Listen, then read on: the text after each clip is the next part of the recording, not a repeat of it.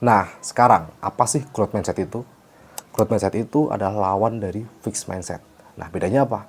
Misal, lo baru dapat nilai ujian C+. Ya, itu masih lulus sih, tapi ya lumayan malu-maluin lah. Nah, orang fixed mindset, mereka bakal mikir, ya udahlah, gue kan emang bego. Lo tau nggak Umberto Eco? Dia adalah penulis dan akademisi asal Italia yang punya perpustakaan pribadi. Katanya koleksinya itu sampai 30.000 buku, bro. Tapi yang menarik itu bukan jumlahnya. Yang menarik itu, banyak dari bukunya malah belum pernah dia baca. Banyak orang yang mikir, ngapain sih punya ribuan buku kalau nggak dibaca? Buang-buang tempat aja.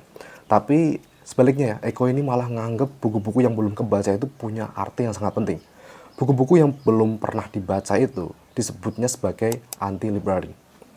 Nah, itu jadi pengingat kalau semakin banyak yang kita tahu, kita makin sadar kalau ternyata masih banyak yang belum kita ngerti, bro.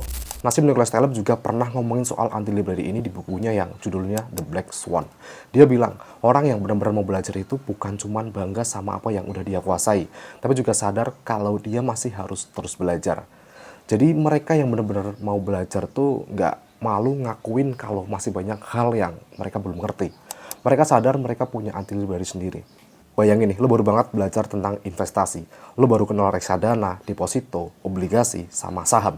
Lo ngerasa udah pinter banget, sampai-sampai lo mulai ngajarin teman-teman lo soal ini. Lo ngerasa udah ngerti banget lah pokoknya. Tapi kenyataannya, dunia investasi itu nggak cuma soal kenal produk doang. Masih banyak hal lain yang harus lo belajarin. Kayak bedanya makro sama mikroekonomi, korelasi suku bunga sama produk-produk itu, dan masih banyak lagi. Tapi karena lo baru mulai, lo belum nyadar kalau masih banyak yang lo belum tahu, bro. Nah, ini yang namanya Dunning-Kruger Effect. Fenomena psikologi di mana orang yang baru belajar malah ngerasa paling jago. Sementara yang benar-benar jago malah suka ragu sama dirinya sendiri. Nah, semakin dikit yang kita tahu, semakin kita ngerasa udah tahu banyak. Sebaliknya, makin banyak yang kita pelajarin, makin kita sadar kalau dunia ini ternyata lebih kompleks dari yang kita bayangkan. Kalau yang sering kita dengar tuh jadilah seperti padi. Semakin tunduk, semakin berisi. Semakin berilmu, semakin merendah diri. Nah, Adam Grant di bukunya Think Again, kenalin konsep yang namanya confident humility. Apaan tuh? Bayangin, lo baru belajar main gitar. Minggu pertama lo udah bisa beberapa chord dasar. Terus lo langsung ngerasa kayak calon gitaris legendaris. Baru main lagu gampang udah pede banget. Tapi masuk minggu berikutnya, lo nyoba mainin lagu yang agak susah nih. Tiba-tiba jadi lo kaku, dan lo baru nyadar kalau gitaris keren tuh nggak cuman tahu chord doang, tapi juga harus jago tekniknya. Nah, disitulah kepercayaan diri lo diuji, bro. Kalau lo punya confident humility, lo bakal bilang ke diri lo sendiri, oke, ternyata masih banyak yang harus gue pelajarin nih. Tapi gue yakin kalau gue terus latihan, gue bakal makin jago nih.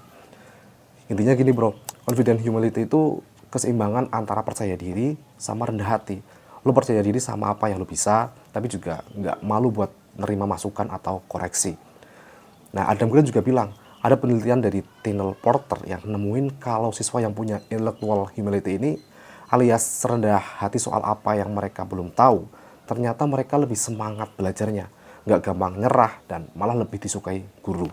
Jadi orang yang ngaku kalau dia belum tahu banyak itu justru lebih gampang belajar hal-hal baru, bro.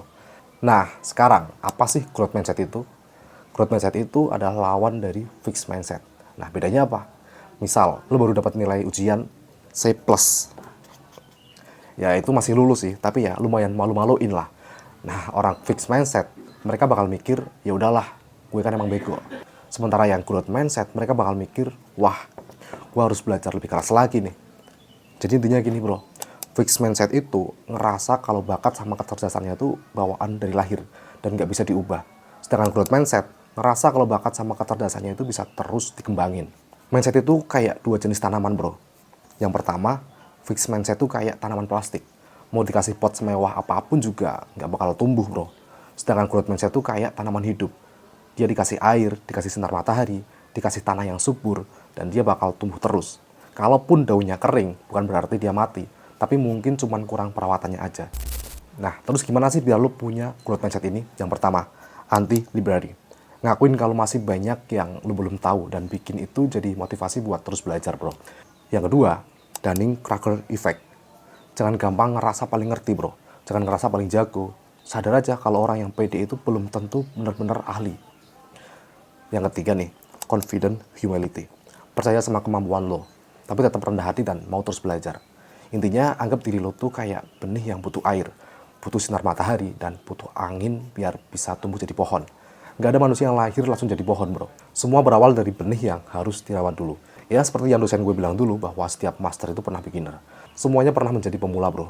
Kalau lu suka video kayak gini, jangan lupa like, komen, share, biar teman-teman lo tahu. Dan jangan lupa subscribe, bro.